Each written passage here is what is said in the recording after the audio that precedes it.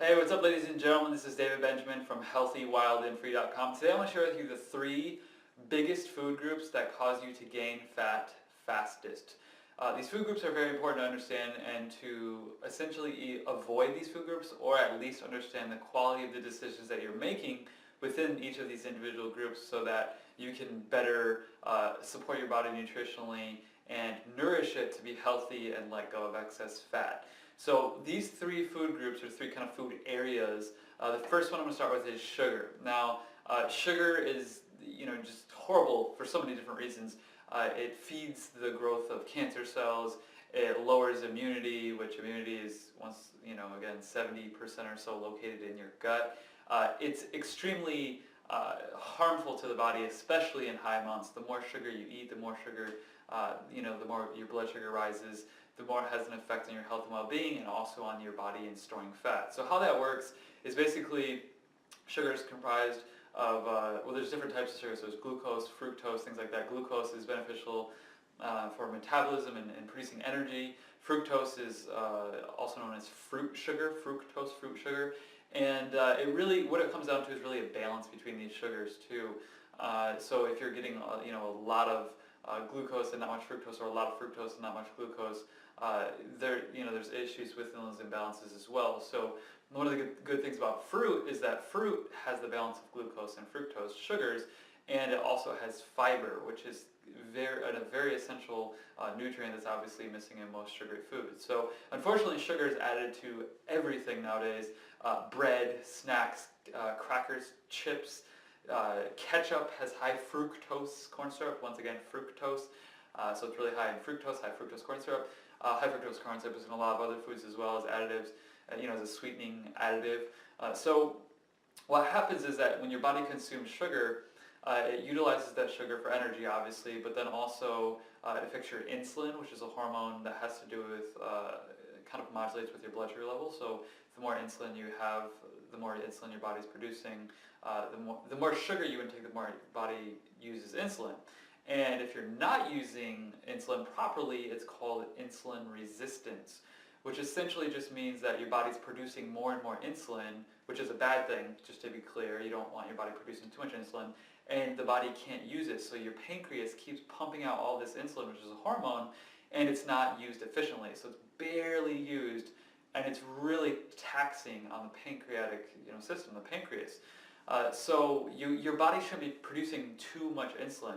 It'll produce insulin at a healthy rate if your sugar levels aren't spiking and down and up and down and up. So what happens is that insulin resistance will occur when you're eating too much sugar, and then what happens then is that the fat is stored in the cells more strongly. Your body starts to store fat because of that. So it's a byproduct of insulin resistance, which is a byproduct of too much sugar in your diet. So insulin is a hormone that gets thrown off. Another hormone known as leptin, that's Leptin, it's a protein-based hormone, is affected. Leptin plays a role in kind of signaling your brain to let your body know when you've had enough to eat. If you have been eating and you don't feel full, your leptin your receptors are off and not working properly, basically. So leptin helps your body understand when you're full and when you should stop eating, but it also regulates and controls fat storage in the body as well. So really, too much sugar intake, what it does is it affects your hormones. Leptin and insulin are 2 that I can talk about off the top of my head that are playing a role in how much fat your body stores, and in that kind of hormonal practice, engaging with your fat, releasing fat or holding on to fat. So it's really just it doesn't help your body modulate and use sugar efficiently. Sugar just throws things off, and the more you have, the more it throws hormones and everything else off and stores fat and causes all these other issues. So and there's other hormones as well. There's a book, I think his name is Dr. Eric something.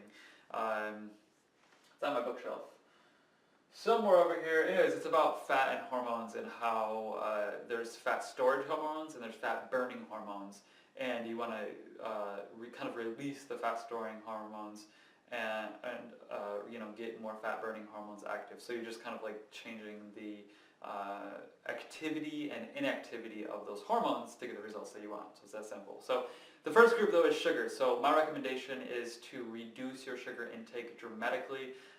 Look at the foods you're eating. Look for high fructose corn syrup, especially in like Heinz ketchup and things like that. High fructose corn syrup is in so many things.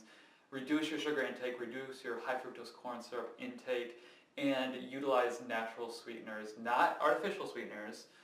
Natural sweeteners, such as stevia. Stevia is amazing. Honey is great. Honey does have some, I believe it's glucose, but that's okay. It also has a little bit of fiber and minerals and vitamins as well, so you're getting nutrition along with it, which helps to buffer the absorption kind of time within your body, and by doing that, it doesn't spike your blood sugar levels as much. So especially if you're having that honey with tea or with some type of food that has fiber in it, preferably, you're helping to spread that sugar out. So if you do have sugar, add fiber, add fruits, add vegetables with it, so you have fiber and nutrients to kind of buffer that. But do your best to reduce the sugar and add stevia and raw honey and things like that. The next group of foods that I highly recommend reducing or completely eliminating for a little while at least, maybe not fully, but a good chunk of it gone, is meat and dairy. I'm not a vegan, I'm not a vegetarian, but I would say I'm more vegetarian and more vegan than most people for sure, especially in America, considering how much meat and dairy is consumed here. It's astonishing how much dairy and meat intake is consumed on a daily basis, and how, if you look at the charts, how it's increased over the years is insane. It's just crazy. It's doubled, quadrupled in the last 100 years, the amount of dairy and meat intake. So really, as a society, we're eating way too much dairy and meat, more than we ever have before. So that alone needs to be reduced, even if it was a high-quality, organic, free-range, pasture-raised, antibiotic-free, steroid-free, hormone-free, pesticide-free, GMO-free meat and dairy. So I think the consumption of meat and dairy needs to be reduced a little bit for most people at least, because the quantity is so high, but then the quality needs to be assessed and looked at as well. Like I mentioned, if it's full of hormones, steroids, antibiotics, genetically modified, if those animals are eating genetically modified foods from Monsanto, they contain glyphosate and all these toxic chemicals and byproducts, and that gets in their gut and that makes them sick and unhealthy, and then you're eating that sick and unhealthy animal. The hormones and steroids will affect your hormones and cause a disruption within your hormones. But then the antibiotics, antibiotic means anti-life, biotic means life. Antibiotics kill all bacteria, good and bad, in the animal's gut, but when you're eating the food that contains antibiotics, that meat or that dairy, whatever it may be, you're giving those antibiotics. So your gut flora gets messed up, your probiotics get killed off, and your bad bacteria may get killed off too potentially, but you're killing all the good bacteria at the same time. So that's not a good thing. So you're consuming antibiotics unknowingly.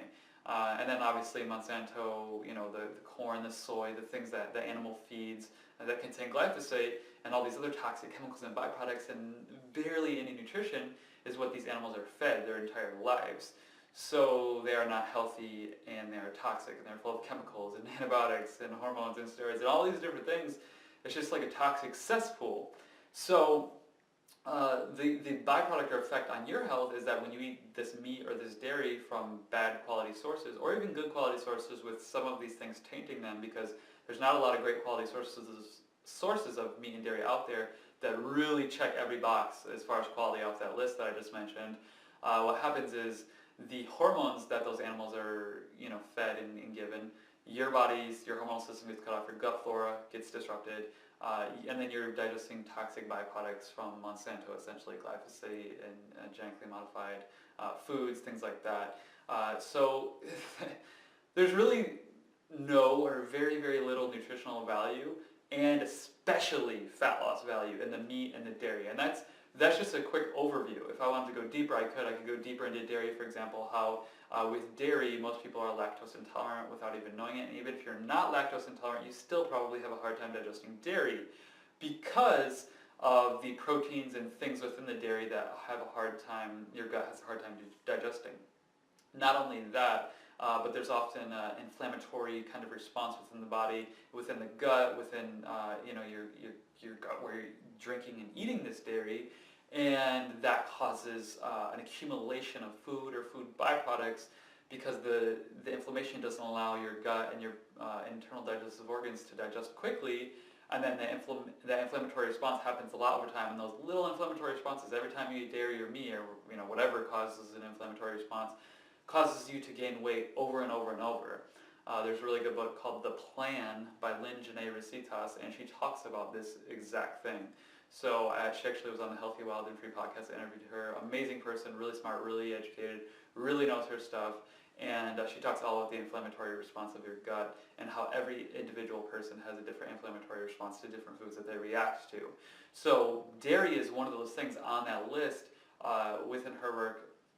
And I've seen from a lot of other people's work within the health industry and the health field, health authors, experts, doctors, gut health experts, you name it, that have found that dairy is something that the body reacts to strongly with a pro-inflammatory response, which is not good.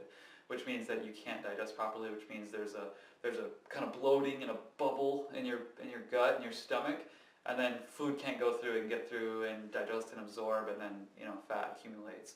So in regards to meat and dairy, I recommend reducing overall. But then if you still do have meat and dairy in your diet, to focus on raw, organic dairy. If you're drinking or eating dairy raw and organic, Amish farms have some good raw, raw milk, raw cheeses, things like that. And then when it comes to meat, pasture-raised, organic, antibiotic-free, hormone-free, et cetera, et cetera, et cetera.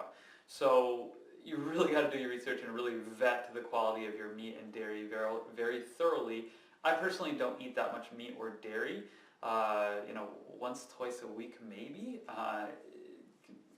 It really just depends, and that's maybe. So really, it's not too often for me, but I probably eat more meat than dairy, I would say, overall. Or maybe, kind of close. But I really eat a lot more vegetables, a ton more vegetables than anything else. And that's really helped me feel healthy and keep healthy. Vegetables and a little bit of fruit and then nuts and seeds and things like that. So the last group that is impacting your fat loss and kind of creating your body to be stubborn to losing fat and burning fat and keeping that fat off consistently is white foods. Now I don't mean all white foods. I mean there's a lot of white foods that if you just started eating those every single day and adding those into your diet, you would start losing weight just by adding that one food. I'll give you an example. Onions. If you start eating a half of an onion every single day, if you just cut up into little pieces and add it to a salad or start eating it raw, like some kids do, by the way, there's toddlers out there that eat onions raw. I've seen it firsthand. It's gnarly. It's crazy. It's incredible. I've tried it myself and I cannot do it. I don't know how they do it. It's something about toddlers and eating onions raw. Anyway, if you start eating onions, organic garlic, organic cabbage, all these white foods, white beans, all these whole foods, white foods, every single day, you will start to lose weight. Those will help tremendously. But if you're eating the white foods like white sugar, white bread, white crackers, the white processed foods that are bagged, boxed, canned, or packaged in some type of way, those foods are deteriorating your health and causing your body to hold more stubborn fat. White bread, and really a lot of breads, really all bread, gluten, even wheat bread, rye bread, the gluten breads. Gluten is something that causes basically holes in the walls of your intestines, and it increases intestinal permeability, which means that when you eat food leaks through your intestines, leaks into your bloodstream, and then your immune system attacks it. It's called autoimmune disease, and then a whole variety of issues can come from that, and you obviously can gain fat from that as well, because if you're not digesting your food and it's just getting in your bloodstream, you can gain fat over your entire body, your arms, your legs, wherever, because all this undigested food is toxic, and then the body can't handle it, and it can't digest it, and it can't do anything. So I just recommend avoiding most grains, definitely white bread, wheat bread, even rye bread, even if it's organic. This kind of stuff it's pro-inflammatory for the gut, and it typically causes issue. I'm kind of, with white rice, I'm 50-50. I think if you're trying to burn fat and really just lose fat, white rice probably isn't going to help you that much because it's mostly starch, and starch breaks down into sugar, and there's not a lot of nutritional value in white rice. But at the same time, there's a lot of cultures in the world, such as one of the blue zones that I lived in Costa Rica, where it's one of the top 7 longevity zones on the planet, and they eat white rice every single day. But a lot of people there also have stomachs, like half the population, just like a kind of a chunky stomach, if you will. So, it's kind of on the fence for me. I'd have to research it more and learn more. But for now, I would just say avoid white bread, avoid wheat bread, avoid white sugar, avoid the processed grains. Just avoid processed grains. The gluten is not good. Your body has a hard time digesting it and it's inflammatory. Instead, replace it with something that's hearty and grainy, but not a grain. So something like chia seeds, for example. Chia seeds are great. You can soak them up in water, and it's wet. It's kind of gelatinous, and you can drink that or kind of like eat that and make it into a recipe, and it's delicious and it's filling. It has that kind of grain, kind of gives you that grain feeling, like you ate grains or you ate something kind of heavy, and it's really satiating, and it's really just valuable in terms of nutritional value as well, because of the soluble and insoluble fiber that chia seeds contain. So those are the 3 food groups that I recommend. Just a quick recap: sugar, completely reduce it, or completely avoid it if you can, but really just reduce it as much as you can. Replace with organic raw honey or organic stevia as kind of a replacement to still get that sweet tooth fix and not feel like you're kind of like sacrificing your entire life just to lose some fat. And then the second recommendation is to avoid processed meat and dairy. Get organic if you can, and just reduce the overall intake, because our society has crept up and just eaten more and more and more of this over time. And the third recommendation is to avoid processed grains, avoid white bread, avoid wheat bread, avoid rye, just avoid grains in general if you can, unless you know that it's 100% gluten-free and it's well-rounded in terms of its nutritional value. It has fiber, it has minerals, it has vitamins, it's well-rounded. That's important when it comes to food in general. It's just a good, important food kind of idea. So with that being said, hopefully this video helps you out on your weight loss, or really not weight loss, but fat loss journey, because you don't want to lose weight, you want to burn fat, you want to lose fat, and you don't want to find it, so you just want to burn fat. Don't even say lose fat, you want to burn through fat. And there's a lot of advice, a lot of tips I can give. I'm co-author of a book called Dirt Cheap Weight Loss. It should have been Dirt Cheap Fat Loss, but it's over now, so that was a long time ago. So check that out on Amazon Kindle. Dirt Cheap Weight Loss. My co-author is Nick Meyer from healthworks.com. He's a really incredible health journalist and really knows his stuff as well. So check that out, and then I'll link up information below this video with articles that will help you on your fat loss journey and doing it in a healthy, holistic, natural, nutrition, diet-oriented way that is sustainable. That's the most important thing. That is sustainable. You want to burn the fat and keep it off, just start living a healthier life. And this is the beginning of that journey possibly for you. And if not, maybe it just gave you some ideas to improve upon your journey and your health and your well-being. So thanks a lot for your time. Please like this video if you learned something. Please comment, favorite, share, and subscribe for future videos. And be talking about fat loss, nutrition, functional movement, and all types of healing, emotional health and healing, happiness, longevity, nutrition, herbs, superfoods, spices, essential oils, you name it. I'm going to be covering all those different things on this channel that'll help you encompass and really kind of attach to and embrace a healthier lifestyle for you. So subscribe, share with your friends and family, check out the articles below, and I'll see you in the next video. Have a great day. Bye.